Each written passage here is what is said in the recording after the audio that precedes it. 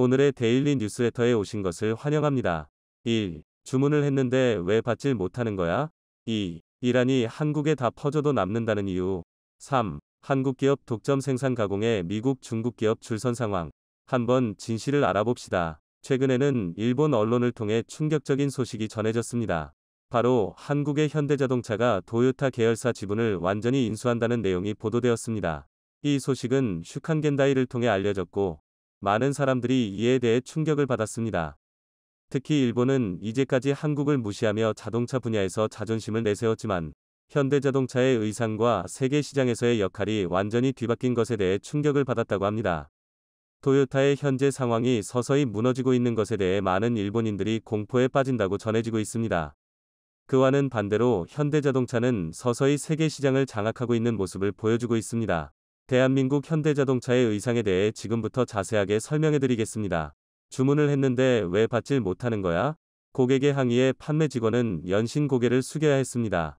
예정된 시일을 한참 넘겨도 차를 인계받지 못하자 폭발한 고객은 본격적인 항의에 들어갔죠.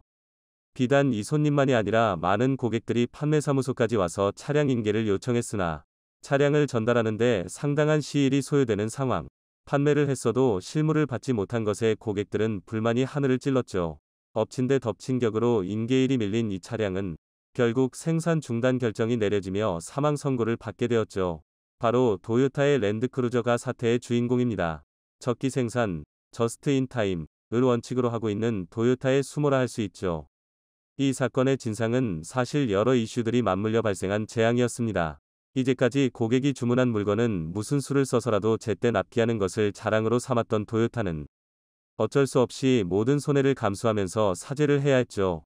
랜드크루저 2022년형은 도요타에서 인기를 끌던 제품이었습니다. 출시되자마자 많은 고객들이 디자인과 성능에 반해 구매를 하는 등 위태로웠던 도요타를 살릴 차종이라는 평가를 받으며 화려하게 시장에 데뷔를 했죠. 그러나 외부 악재가 겹치면서 생산에 차질이 생긴 것입니다. 우크라이나 전쟁과 중국발 부품 수급 문제가 바로 그것인데요. 우크라이나 전쟁으로 도요타는 러시아 공장 가동을 중지해야 했습니다. 도요타는 결국 눈물을 머금고 모든 생산과 판매망을 철수했죠. 부지가 싼 러시아를 중심으로 서유럽과 동유럽 등 판매망을 확충해 유럽 진출을 계획했던 도요타 입장에서는 러시아 전쟁으로 인한 피해가 막대했습니다. 공장 생산이 막히면서 계속된 적자를 매일 감당해야 했죠. 게다가 일본 정부도 러시아 정부와 척을 지며 미국의 편을 들었기에 러시아는 일본 기업들을 봐줄 생각이 없었습니다. 오히려 도요타를 비롯한 자동차 업계에 대해 세금을 부과하거나 범칙금을 부과하며 일본 기업 내쫓기에 열을 올렸죠. 결국 국제관계의 희생양이 된 도요타는 아무런 변호도 못하고 손해를 그대로 감수해야 했습니다. 거기에 더해 중국에서 벌어진 부품 수급 문제도 도요타를 위기로 몰아갔습니다. 코로나 바이러스로 인해 도요타 공장이 위치한 상하이 인근 지역과 청두 지역 공장이 지역 봉쇄로 멈추는 바람에 도요타 자동차는 필요한 핵심 부품을 받지 못하게 되었습니다. 중국 정부는 물류 이동에 있어 엄격한 통제를 가했고 정부 시책에 저항할 수 없었던 도요타는 통제를 수용, 대부분의 손해를 떠안아야 했죠. 러시아의 경우 유럽 시장에 타격을 입은 사건이었지만 중국의 부품망 통제는 도요타 전체를 뒤흔들 정도로 큰 사건이었습니다. 주요 부품 대부분을 중국에서 수입하는 도요타였기에 지체된 만큼 납기일이 늦어질 수밖에 없었기 때문이죠. 2021년 통계에 따르면 일본 전체 자동차 부품 수입액은 총 8,194억 엔에 해당하는데요. 이 중 중국에서 부품을 수입하는 수입액만 3,227억 엔입니다. 전체의 39.4%에 해당하는 부품을 중국에서만 수입하죠. 심지어 코로나로 인한 공장 폐쇄만 있었던 것이 아니라 스촨성에서 벌어진 가뭄 역시 도요타를 옥죄었습니다.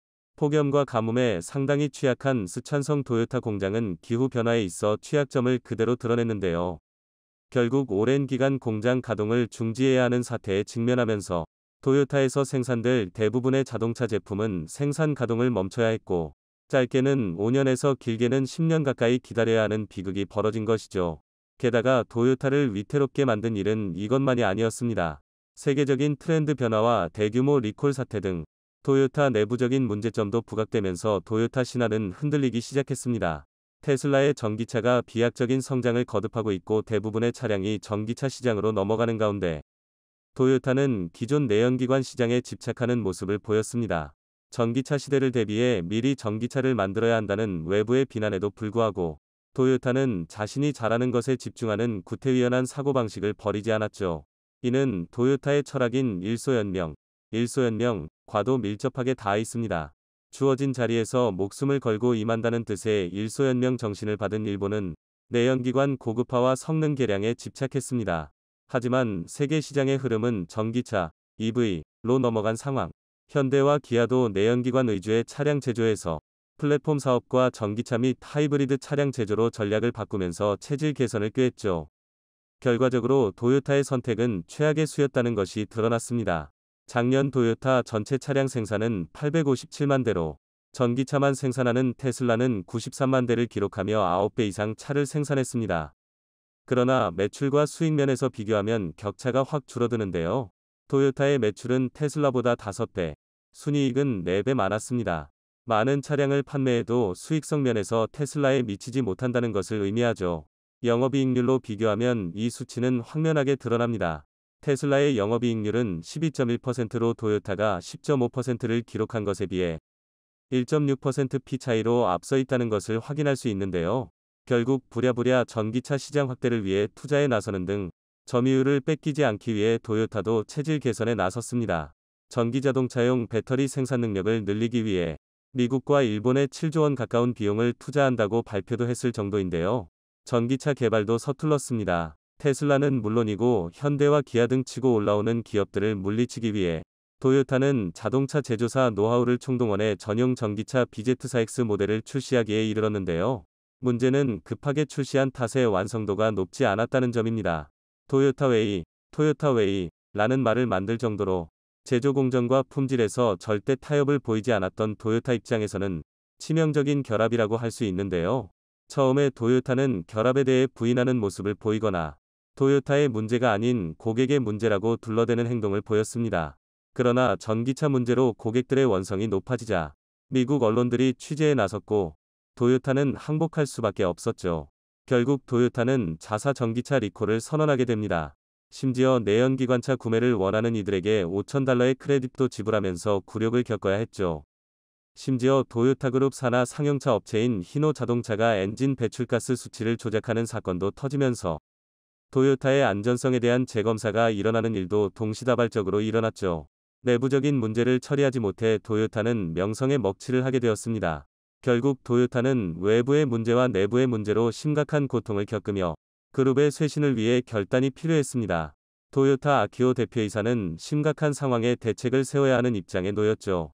올해 2분기 실적은 토요타의 위기 상황을 그대로 드러냈습니다. 해당 기간 영업이익은 5,786억 6천만 엔으로 지난해 같은 기간 9,974억 엔에 비해 무려 42%나 급락했습니다. 반도체 및 생산 문제가 제대로 반영되지 않은 실적이기에 이후에도 비슷한 실적 하락이 예상되는 가운데 토요타는 비상대책을 위한 자금 확보가 필요했습니다. 그동안 쌓아온 자산과 계열사를 통한 자금 확보로 버틸 수 있다고 생각했지만 생각 이상으로 재해들이 겹친 것과 동시에 전기차로 체질 개선을 해야 하는 가운데 토요타 입장에서는 자본 확보가 급했습니다. 결국 최근 토요타에서 놀라운 움직임을 보였는데요. 토요타 그룹 계열사 중 하나인 부품회사 덴소의 지분 15%를 현대에 넘기겠다는 결정을 내린 것이죠. 슈칸다이를 통해 보도되면서 큰 화제를 불러일으켰습니다. 덴소는 토요타 그룹의 핵심 부품 회사로 수많은 메이커의 부품을 공급하는 곳으로 원래는 토요타 자동차 산하에 있던 기업이나 분리를 해 지금의 덴소가 되었는데요. 토요타는 15%의 지분을 행사하고 있었으나 이를 모두 청산하고 현대자동차에 이를 넘기는 것으로 급한 자금을 마련하겠다고 결정한 것이었죠. 슈칸겐다이에 따르면 현대 입장에서도 덴소의 지분을 매입, 세계적인 부품 회사에 영향력을 행사할 수 있게 되면서 양사는 모두 흡족할 만한 결과를 얻었다고 하는데요. 그러나 일본이라는 국가 차원에서 이는 충격적인 사건이었습니다. 그동안 무시했던 한국 기업이 일본 기업의 지분을 가져가면서 한국과 일본의 처지가 역전된 것을 보여주는 사례였기 때문이죠. 일본 네티즌들은 이 소식에 충격이라는 반응을 보이며 역전된 처지에 당황한 기색을 감추지 못했다고 하는데요. 이제는 상황이 역전된 한국과 일본, 저문은 일본 자동차 회사와 다르게 상승하고 있는 한국은 전기차 시장에서 가파른 상승세를 보이며 현재 1등인 테슬라를 위협하는 수준이 되었는데요. 과거 반도체 시장에서 한국이 일본은 완전히 집어삼켰듯이 이제 자동차 시장에서도 한국이 일본을 완전히 추월해 한국이 압도적인 위치를 점하기를 기원해 보겠습니다. 이란의 국가 목표는 중동 지역을 아우르는 단일 국가를 건설하는 것으로 강력한 군사적 무장을 제1위 목표로 내세우며 자체적인 핵 개발과 탄도미사일 개발 등 군사력 개발을 최우선 국책과제로 두고 있습니다. 그 결과 미국을 비롯한 서방국들의 제재를 받고 있어 현재는 이란과의 모든 교류가 끊어진 상황입니다. 우선 이란의 1인당 국민소득 GDP는 2,200달러로 베트남의 국민소득 2,800달러보다 월등히 낮습니다. 동남아시아의 라오스 2,600달러보다도 낮으며 심지어는 아프리카 가나의 2,300달러보다도 낮습니다. 이란은 상상 이상으로 가난한 국가이지만 그럼에도 불구하고 중동 지역을 통일해 고대 페르시아 왕국의 명성을 되찾겠다는 목표를 가지고 핵개발과 탄도미사일 개발에 열중하고 있습니다. 이렇다 보니 자연스럽게 예산이 부족할 수밖에 없는데요. 이란은 몇 년 전부터 한국을 향해 미납된 원유 수출 대금 70억 달러를 갚으라며 재촉하고 있습니다. 70억 달러는 우리 돈 9조 원 수준으로 한국에게는 적은 금액일 수 있지만 이란에게는 매우 큰 금액입니다. 한국이 이란에게 석유를 수입하고도 대금 지급을 미루고 있는 이유는 국제사회의 이란 제재 때문입니다. 국제사회의 제재를 어기고 이란과 거래한다면 미국 내 자산이 동결되고 미국 달러를 이용하는 결제망에서 퇴출되는 등 강력한 조치를 받게 됩니다. 이란은 핵미사일 개발로 인해 고립을 자초하고 더 나아가 한국 선박의 호르무즈 해협 출입을 차단하겠다는 엄포를 놓고 있습니다. 그런데 이렇게 한국에게 배타적이었던 이란이 최근 동맹이라 믿었던 중국에게 뒤통수를 당한 뒤 한국에게 석유를 무상으로 제공하는 방안을 적극 검토 중이라는 소식이 전해지고 있습니다. 이란의 국수주의 언론사에서는 지난번처럼 호르무즈 해협을 출입하는 한국 선박을 납포해서라도 동결자금을 받아내야 한다는 등 강경한 주장을 했었지만 순식간에 태도를 바꾸면서 한국에게 석유를 무상으로 제공해야 한다는 발표를 하고 있습니다. 중국에게 크게 대인 이란이 무슨 이유에서 이런 발언을 하게 된 것인지 그리고 한국에게 얼마나 이익이 되는지까지 자세히 알아보겠습니다. 국제사회의 관심이 러시아 우크라이나에 쏠린 틈을 타 이란과 거래하던 기업들이 미국 재무부에 의해 무더기로 발각되었고 한국 시간 7월 11일부터 제재가 실행됩니다. 여기엔 홍콩을 포함한 중국 기업 11곳이 포함되었는데 그동안 이란이 자랑하던 회색지대 무역이 미국에 의해 완전히 파악되고 있었다는 뜻이기도 합니다. 지난 5월까지만 해도 이란의 석유부 장관은 미국이 생각할 수 없는 경로로 원유를 판매하고 있다며 하루 150만 배럴의 원유를 수출하고 있다고 밝혔습니다. 이란이 주장하는 회색 시장은 공식적인 석유 거래소를 통한 판매가 아니라 추적과 감시가 어려운 직거래를 이용한 시장으로 미국의 제재를 피하기 위해 활용되고 있습니다. 다만 회색 시장을 이용하는 고객들은 언제든 제재의 위험에 노출되어 있기에 공급자인 이란은 정식으로 판매되는 국제 원유 가격보다 10%가량 저렴한 가격으로 원유를 제공하고 있습니다. 업계 관계자들은 이란이 수출하는 원유의 상당수는 해상에서 환적하여 중국에 공급되는 것으로 파악하고 있습니다. 하지만 최근 중국은 이란산 석유 가격을 시장 가격보다 20% 이상 낮게 부르며 배짱을 부리고 있는데요. 그럴 만한 이유가 있습니다. 중국은 러시아 우크라이나 상황으로 상당한 반사이익을 보고 있기 때문입니다. 국제사회의 제재를 받은 러시아 측이 이란과 비슷하게 시장 가격보다 헐값으로 원유와 천연가스 등 에너지를 공급해 중국에서 대량으로 사들이고 있기 때문입니다. 이렇게 공급되는 러시아산 석유와 천연가스는 시장 가격보다 10%가량 저렴하다고 알려졌습니다. 이미 러시아산 에너지로 풍족해진 중국은 이란산 원유는 러시아산보다 유통거리가 길어 원가 상승의 요인이 있다며 러시아산보다 저렴한 가격으로 공급해달라 요구하고 있습니다. 이란은 중국이 아니면 석유를 대량으로 수출할 곳이 마땅치 않기 때문에 국제표준 가격보다 저렴한 것은 물론이고 러시아 원유보다 저렴한 가격의 헐값으로 석유를 넘기고 있습니다. 이란이 울며 겨자 먹기로 러시아산보다 낮은 가격에 판매하자 중국은 러시아를 압박해 이란과 비슷한 수준으로 가격을 낮추라며 요구하고 있습니다. 중국이 자신의 동맹국이라 말하던 러시아와 이란을 이용해 막대한 경제적 이익을 보는 와중에 이란은 특단의 조치를 준비하고 있습니다. 기존의 핵심 고객이던 한국에게 원유를 무상으로 제공하고 수출 대금은 나중에 제재가 풀리면 받겠다는 것입니다. 지금처럼 중국에게 20%나 저렴한 가격으로 공급하느니 한국과 같은 기존 거래국들에게 막대한 양의 석유를 시장 가격에 외상으로 제공하겠다는 것입니다. 이렇게 되면 긍정적인 효과가 있습니다. 첫 번째로 글로벌 인플레이션을 어느 정도 잡을 수 있습니다. 현재의 고물가 기조 1차적인 원인은 에너지 가격의 상승으로 에너지 가격이 오르면 곡물 가격부터 공산품 가격까지 연쇄적인 물가 상승이 유발되기에 외상으로 에너지를 사용한다면 지금처럼 폭발적인 물가 상승을 어느 정도 저지할 수 있게 됩니다. 이란이 현재 제재를 받는 국가이지만 이런 방법이 가능하다고 보여지는 이유가 있습니다. 6월 초 바이든 대통령은 미국 내 휘발유 가격이 지난해보다 2배 이상 상승하는 등 사상 최고치를 기록하며 러시아산 원유를 헐값으로 낮춘 뒤에 구매하는 방안을 검토 중이라고 밝혔습니다. 해당 사실은 블룸버그 통신이 보도했으며 미 국무부에서는 우크라이나 상황도 중요하지만 글로벌 인플레이션과 고물가 상황을 잡는 것도 중요하다며 현재의 비정상적인 에너지 가격은 대부분 제재에서 비롯되고 있다고 판단해 제재를 부분적으로 완화하는 것을 검토 중에 있습니다. 미국에서 제재 완화 운을 띄우자 이란이 즉각적으로 반응했습니다. 이란의 석유 장관은 석유 매장량 3위인 자국에 대한 제재를 해제하는 게 국제 원유 가격을 낮추고 인플레이션을 해결할 수 있는 유일한 길이라고 응답했습니다. 두 번째로 이란이 석유 외상 정책을 실시하면 핵개발 포기와 탄도미사일 개발 포기가 자연스럽게 따라올 수밖에 없다는 것입니다. 이란이 돌려받지 못한 석유 결제 대금 중 가장 큰 비중을 차지하는 곳은 한국으로 무려 70억 달러에 달합니다. 한때 한국은 이란산 석유를 20% 가까이 수입했을 정도로 큰손 국가였기에 이란이 한국에게 석유 외상 정책을 실시하면 단기간에 수백억 달러의 결제 대금이 쌓이게 됩니다. 이란의 석유를 외상으로 사용하면 한국에게도 좋은 점이 있습니다.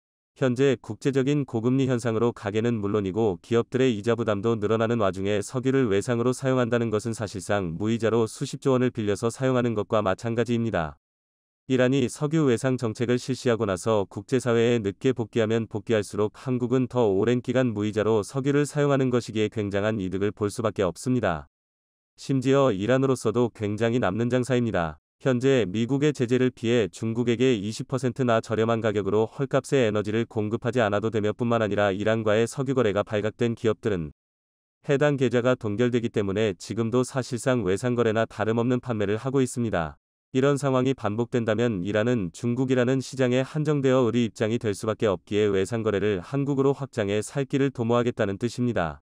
게다가 다른 국가들이라면 외상거래를 하는 경우 나중에 제재가 풀리더라도 결제대금을 지급받지 못하는 경우가 생길 수 있지만 한국은 국가적인 신용도가 좋고 한때 이란산 원유를 20% 이상 수입하던 단골 고객이기에 완전히 신뢰할 수 있다는 것입니다. 이 밖에도 중요한 이유가 있습니다. 지금처럼 악조건 속에서도 한국에 대한 이란의 신뢰도는 그 어느 때보다 매우 높은 상황입니다. 물론 현재 한국의 결제대금 미납으로 일부 이란 국민들은 한국을 안 좋게 보는 사람도 있지만 대부분은 국제사회의 제재 때문인 것을 알고 있습니다. 특히 제재를 맞이한 이란이 자동차와 스마트폰부터 TV, 냉장고, 세탁기 등 가전제품 시장에서 한국산 제품이 사라지며 중국산 제품이 빈자리를 차지하고 있다는 소식입니다. 제재 이전까지만 해도 이란 현지에서 한국산 제품들의 점유율은 부동의 1위였지만 제재 이후 이란으로 공급이 막히면서 한국산 제품들은 물론이고 서방 세계의 제품들 모두 자취를 감췄습니다. 자연스럽게 이란 현지에선 중국산 저렴한 제품들이 자리를 잡게 되었고 이란의 상류층이나 고위층에선 한국 제품을 인접 국가들로부터 직수입하여 사용하는 등 한국산 제품이 굉장히 귀해진 상황입니다. 이란 국민들이 결혼하는 경우 혼수용품으로 인접국가에서 직수입한 한국 제품이 최고인 길 정도로 석유 수출대금 미납과는 무관하게 한국이라는 국가 자체에 대한 신뢰도와 호감도는 굉장히 좋은 편입니다. 따라서 다른 국가들도 아니고 한국이라면 석유를 외상으로 공급해도 나중에 돈 떼일 걱정은 안 해도 된다는 뜻입니다. 이란 외무부 대변인은 최근 새롭게 출범한 한국 정부를 향해 동결자금 문제 해결을 위한 시간을 가지자며 긍정적인 신호를 보내왔습니다. 이어서 미국과의 핵 협상에서도 좋은 합의를 이룰 준비가 되었다며 미국이 책임 있는 행동을 보인다면 이란은 단기간에 좋은 결과를 낼 수 있다는 등 핵 합의에 적극적으로 나오겠다는 의사를 내비쳤습니다. 하지만 이란이 끝까지 핵 개발을 포기하지 않고 핵 포기에 미온적으로 나온다면 그 이유는 동결 자금이 매우 적어서일 것입니다. 만약 지금처럼 70억 달러 수준이 아니라 700억 달러 혹은 7천억 달러 수준의 동결 자금이었다면 당장 돈이 급한 이란은 그동안 고집을 제쳐두고 국제사회의 일원으로 복귀했을지도 모르는 상황입니다. 그런 의미에서 이란의 석유 외상 정책은 동결 자금 금액을 늘려 이란의 국제사회 복귀를 촉진할 수 있는 촉매제 역할이 될 가능성이 높습니다. 지난 몇 년간 전세계 제조업의 방향성은 인건비와 세금이 저렴하고 환경 규제가 거의 없는 개발도상국에 공장을 지어 제품의 원가를 낮춘 뒤 마진을 높이는 경영 전략을 채택해왔습니다. 그 결과 삼성과 애플의 스마트폰 공장은 베트남과 중국 등지로 퍼져나갔으며 스마트폰에 부품을 공급하는 협력 업체들도 삼성과 애플을 따라서 개발도상국으로 이전하게 되었는데요. 그런데 이런 흐름이 최근 들어서 급변하고 있습니다. 미국을 중심으로 자국 우선주의가 퍼지면서 미국의 물건을 팔기 위해선 미국의 공장을 지으라는 정치 경제적 압박이 들어오기 시작했으며, 이런 압박은 우리 기업들뿐만 아니라 전 세계 기업들에게 정확히 먹혀 들어가고 있습니다. 미국은 현재 중국보다 20%가량 큰 규모의 시장을 가진 경제 대국이기에 미국 시장을 놓치고 싶지 않은 기업들은 울며 겨자 먹기로 미국의 요구를 따를 수밖에 없는 상황입니다. 그런데 이 과정에서 한국 기업들의 막대한 손해가 예상되는 등 우리 경제에 적지 않은 타격이 올 것이란 전망이 나오고 있는 가운데, 현실적으로 미국의 공장을 확보한 기업들 이외의 모든 기업들이 국적을 불문하고 손해를 볼 수 있다는 전망이며, 특히 해외 공장을 가지고 있는 미국 기업들마저 미국 현지에 공장을 건설하지 않을 경우 똑같은 손해를 보게 될 전망입니다. 미국의 이런 조치는 사실상 중국을 겨냥하고 있다는 정치 경제 전문가들의 주장이 나오고 있는데, 현재 중국은 미국에 가장 많은 수출을 하며 가장 많은 무역 흑자를 거두고 있는 국가이기 때문입니다. 이런 기조는 지난 20년 이상 이어져 왔기에 현재 중국을 군사경제 대국으로 만들어준 곳은 다름 아닌 미국이라는 비판이 나오고 있는데요. 미국은 이런 중국을 견제하기 위해 각종 첨단 산업에서 사용되는 중국산 원재료와 가공품을 원천 차단한다는 입장입니다. 대표적으로 전기차 배터리에 필요한 원재료의 상당수는 중국이 시장 주도권을 쥐고 있습니다. 이로 인해 전 세계의 친환경 정책 속에 중국이 가장 큰 이익을 얻게 되는 아이러니한 상황이 나오고 있으며, 우리 기업들도 중국산 원재료에 대한 의존도가 상당히 높기에 미국의 이번 정책에 큰 타격을 받을 것이란 전망이 지배적이었지만, 한국은 역사적으로 위기를 기회로 만드는 능력이 뛰어나 이번 위기도 헤쳐나가는 것은 물론 오히려 새로운 도약의 기회로 삼으며 글로벌 자원시장에서 독점적인 위치로 올라선다는 소식을 자세히 알아보겠습니다. 지난 8월 미국의 중간선거를 앞두고 바이든 행정부는 다급하게 인플레이션 감축법 IRA 법안을 제정하면서 국내 자동차 업체로는 현대기아의 전기차가 가장 큰 타격을 받을 것으로 예상되었습니다. 현대기아 전기차는 대부분 한국에서 생산되어 미국으로 수출되고 있으며, 다른 일본이나 유럽산 전기차는 현재 미국 시장에서 존재감이 없는 것과 비교해 한국의 전기차는 테슬라에 이어서 미국 시장 점유율 2위를 기록하고 있습니다. 다른 어떤 전기차보다 빠르게 성장하면서 시장을 장악해가고 있었기에 이번 IRA 법안은 더욱 타격이 클 것으로 예상되었지만, 지난 11월 미국 중간선거 이후 IRA 법안이 조금씩 완화되는 움직임이 포착되고 있습니다. 우선 올해 안으로 시행이 예정된 일정이 내년 3월으로 전면 연기되었고, 여기에 현대차에겐 전기차 리스 분야에서 보조금을 100% 지급한다는 조항을 포함시켜 국내 전기차 업계가 IRA 걱정을 한숨 덜었다는 평가가 나오고 있습니다. 미국 자동차 시장에서 리스 비율은 40%에 육박하며, 전기차를 리스로 구매할 때 친환경 보조금을 100% 받는다면 현재 40%의 리스 비율이 훨씬 더 늘어날 가능성이 있습니다. 이렇게 절반가량의 걱정을 덜은 한국의 전기차 업계는 미국의 IRA에 대응하기 위한 원자재를 공격적으로 확보하고 있습니다. 현재 국내 배터리 업체인 LG에너지솔루션과 포스코 등 많은 기업들이 미국, 호주, 캐나다부터 칠레, 아르헨티나까지 배터리에 필수적으로 필요한 원자재 공급망을 확보하고 있습니다. 호주에서는 5년간 5만 톤 이상의 수산화 리튬을 공급받는다는 계약을 했고, 캐나다에서는 31개 핵심 광물에 대한 양해각서 MOU를 체결했습니다. 이어서 포스코에선 아르헨티나의 리튬 호수에 대한 소유권과 개발 권한을 확보해 연간 12만 톤이 넘는 수산화 리튬을 생산할 수 있게 되었습니다. 포스코 측에 따르면 해당 염호엔 1,500만 톤가량의 리튬이 매장되어 있는 것으로 확인되었으며, 전기차 배터리 4억 개가량을 생산할 수 있는 분량입니다. 얼마 전 리튬 공장 준공식을 마친 아르헨티나 옴브레 무에르토 호수엔 염분과 불순물로 다른 생물이 살 수 없지만 상당량의 리튬이 함유되어 있습니다. 한국식 염전의 방식으로 호수물을 끓어와 증발시키면 기존 호수물보다 4배터부터 5배가량 농축된 고농도의 리튬 용액이 만들어지고, 여기에 포함된 나트륨, 칼슘 등 불순물을 제거하여 전기차 배터리에 사용할 수 있도록 가공하는 과정을 거칩니다. 현재까지 확인된 매장량 규모로 봤을 때 한국에서 사용되는 배터리와 수출하는 배터리를 합쳐 100년 이상 사용할 수 있는 리튬이 존재하며, 2030년 한국의 리튬 생산 규모는 세계 1위까지도 노려볼 만하다는 소식입니다. 특히 미국의 IRA로 배터리 소재의 탈중국 현상이 가속화되어 중국은 매장량이 많아도 이를 주문하는 업체가 없게 되어 더 이상 원자재를 생산하지 못할 가능성이 큽니다. 게다가 포스코의 리튬 호수엔 아직까지 탐사가 안 된 부분에서 채산성이 있는 리튬 매장지가 계속 확인되고 있기에 앞으로 이곳에 묻힌 리튬 매장량은 대늘어날 것으로 보입니다.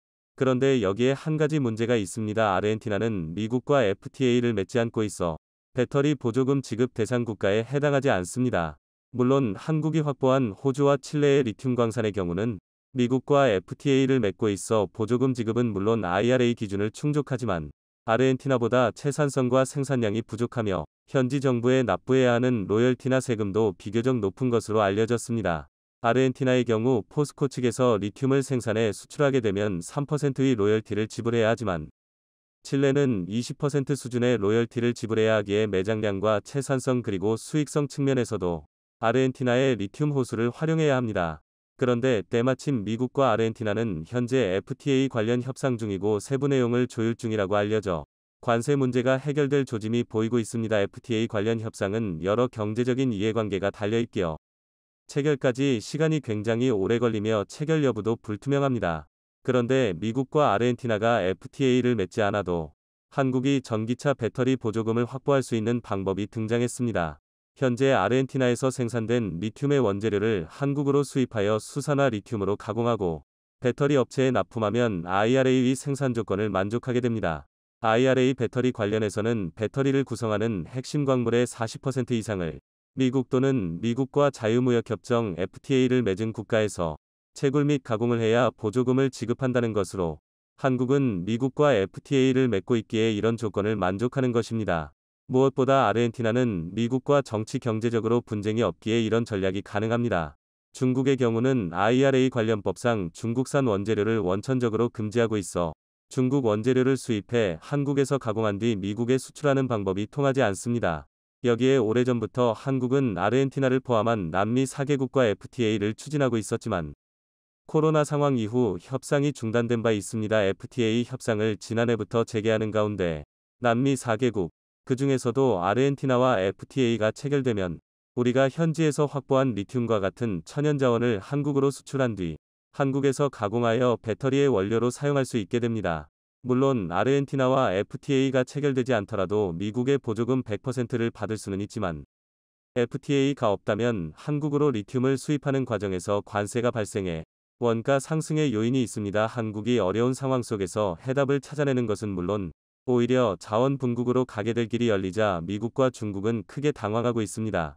현재 미국에 진출한 한국의 배터리 3사는 2030년이 되기 전에 미국 내 배터리 시장 점유율 75%를 달성하게 될 전망입니다. 현재 미국에 진출한 배터리 기업들 중에서 미국 기업은 단 한 곳도 없으며 한국이 독과점하고 있습니다. 유럽의 배터리 기업들도 미국 시장 진출을 원하고 있지만 아직 배터리 제조 기술력이 부족해 고객사 확보가 되지 않아서 자국 기업에 보조금을 주는 유럽에서만 공장을 건설 중인 상황입니다. 결과적으로 미국은 IRA를 통해 중국을 견제하고 미국 시장을 점령한 한국의 배터리 기업들에게 추가적인 세금을 거두려는 속셈이었지만 한국 기업들이 까다로운 IRA 요건을 충족시킬 방법을 찾아내 미국은 한국의 배터리 업체들에게 한 개당 수백만 원에 달하는 보조금을 지급하게 되었습니다. 중국에서도 비상이 걸렸습니다. 현재 글로벌 1위 배터리 기업은 중국의 CATL이지만 이들의 매출은 대부분 중국 내 물량에 한정되어 있습니다. 여기에 미국의 IRA와 유럽의 원자재법으로 글로벌 자동차 제조사들이 중국제 배터리 탑재를 회피하고 있습니다. 이에 CATL을 비롯한 중국의 배터리 업체들은 더 이상 중국에서만 생산하지 않고 다른 글로벌 배터리 기업들처럼 미국과 유럽 지역의 신규 공장을 건설하기 위한 검토에 나섰지만 중국 당국에서 미중 갈등을 원인으로 중국 배터리 기업의 미국 신규 공장 건설을 허가하지 않고 있습니다. 중국 측의 자존심이 걸린 일이긴 하지만 이런 조치는 중국 배터리 기업에겐 굉장한 손해가 됩니다.